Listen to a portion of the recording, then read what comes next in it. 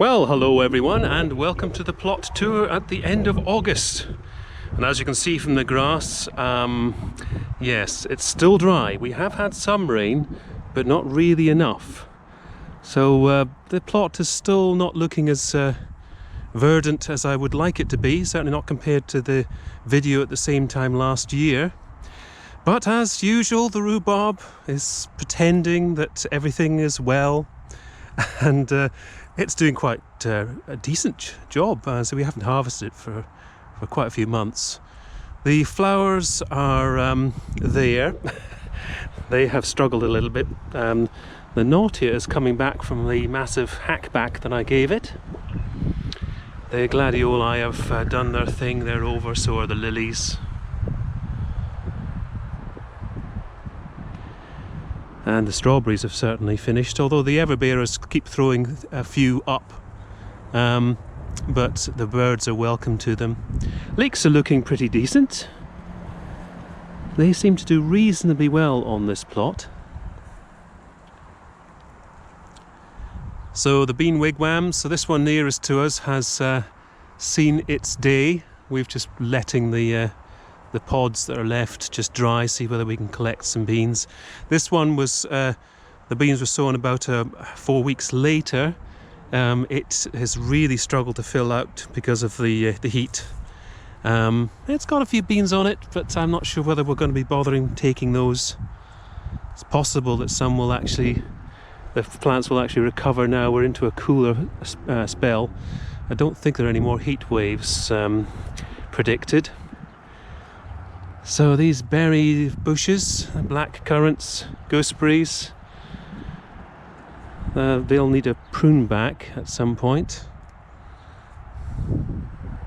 They certainly have filled out, as their little quadrants that they've got. There's supposed to be a path, a cross of a path in between them that's quite difficult to access, so a good prune is necessary. And the carrot bath. It's probably more weeds than bath, but when you've got the Enviromesh over the top, you can't really see it. But there's plenty more carrots to come. The net is off the blueberries because really they have done their thing. Chilean guava, I'm sure I saw it flowering, but I'm wondering whether... No, I don't think the net would have stopped the pollinators getting in. It wasn't a particularly tight net. And we have harvested all the sarpos, the second early potatoes. Haven't touched the... No, sorry, the sarpos are the main crop. It's a jazzy that we had, the second early. So we haven't touched the sarpos yet, but we will get round to that. Oh, I'll have a quick look in on the... Oh, yes. Crown Prince is there. And so the Crown Prince has only produced one fruit, which is perfect because...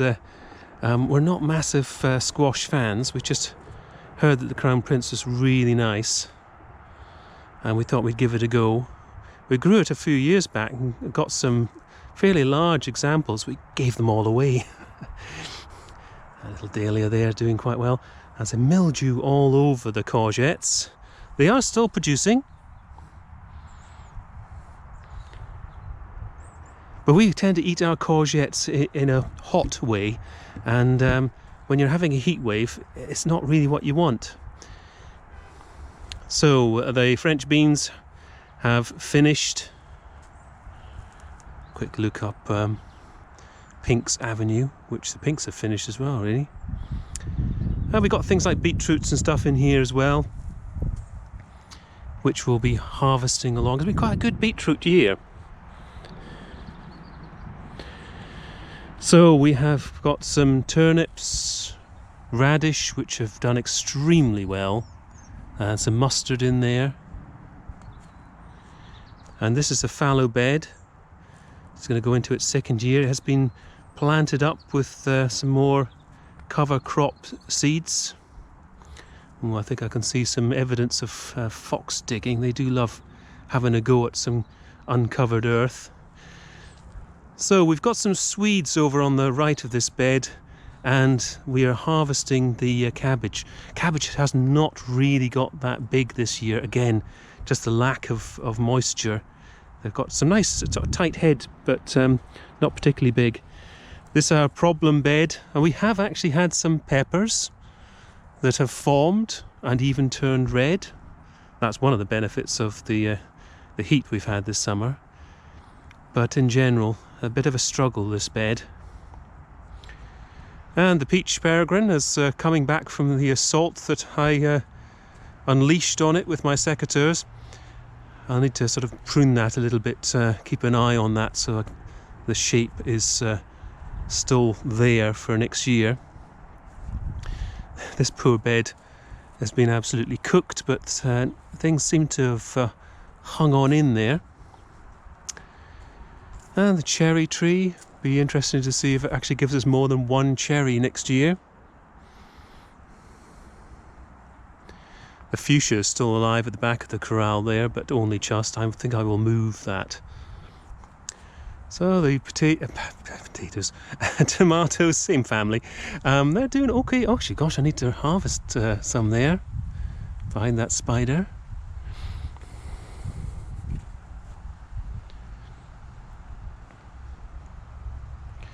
So we're over into the bank area, the Rose Arch section. And so the fruits on the Red Love apple are maturing very well. They look rather nice. I'll have to harvest them at some point. So Waldo, the thornless blackberry, I've taken out all its old growth, and the new stuff for once has obeyed me and has all gone this way rather than behind the shed. Not as much growth this year as last year, just again because of how dry it's been. Peppers in the quad grow, they are doing very well. There's loads of them, and if we can keep getting this warmth, you can see some of them are sort of reddening up there, then that could be quite a good crop. Salvia Amistad doing its thing.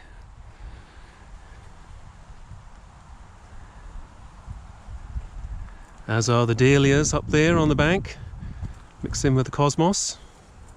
I'll need to hack back that comfrey there. That's got some new growth down below the old growth. That's looking rather nice. Pluots could do with, like some of the other fruit trees, could do with that summer prune, just to thin it out a little bit.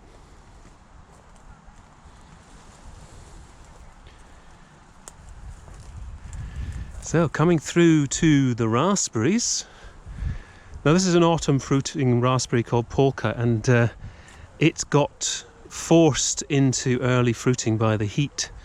And what happened then was the fact that the raspberries got sun scorched, so they had little white bits on them. And another little trait of that kind of weather on an autumn raspberry is they fall apart. They sort of crumble when you harvest them, but it seems to have sorted itself out now. And these plum trees, they're definitely needing a prune.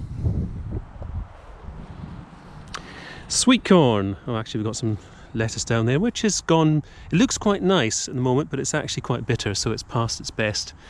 So the sweet corn, this variety, I think it's incredible or invincible, something like that. Yes, it's only supposed to provide 1 or 2 cobs, which is exactly what it's done. And the back 8 plants have pretty much finished, and we did successional planting with the ones at the front. And their tassels are getting brown, so they're nearly ready. A couple more weeks. Parsnips, they're happy. As are the leeks down the front there. Smaller than the ones in the strawberry bed because of the different time going in. Tomato plants, they're... oh, this one could do with tying in actually.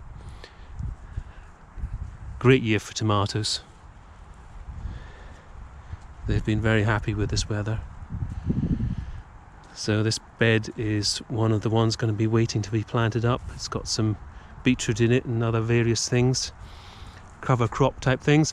So we've netted up the Brussels sprouts and put in some new cabbages there. Sprouts are looking a little bit weird. They're quite squat. But I'm sure they'll be alright, he says, fingers crossed. Dahlia's looking nice, and the apples are still filling out.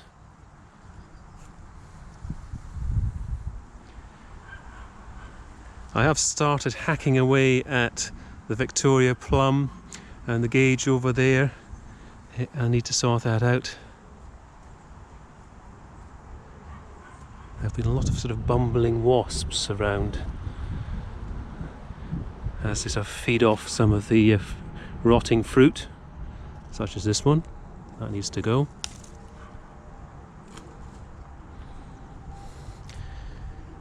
Cosmos have been putting on a nice little display. So the squashes, here's a butternut one here that set a couple of fruit. They're a modest size. They'll do us with our dislike of squash. They're perfect. And the new Waldo is in amongst the dying back, well, completely died back sweet peas, which are all marked up for saving seed. Be interesting to see how that Waldo does next year. Our second little squash didn't really like this area, so it's only set a tiny little fruit. Oh, I'll have a look at that. Our lovely little rose seems to be happy. It's put on some new growth and some new flowers. We got a volunteer sunflower here.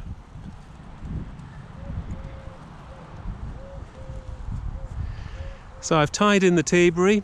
That's given us an extra horizontal than it had for this year. See how that does. But we've got some new, we've planted out the new Tayberries on either end of this structure so that the middle one can be removed. They've got another year to go before they're actually going to be producing enough growth to warrant removing that middle one. Oh, got a bit of weeding to do there in amongst the pot. Oh no, I haven't removed the gosh, my goodness, we've got nearly just 34 millimeters of rain since I turned out that water gauge. It's no wonder things are looking much happier than they were.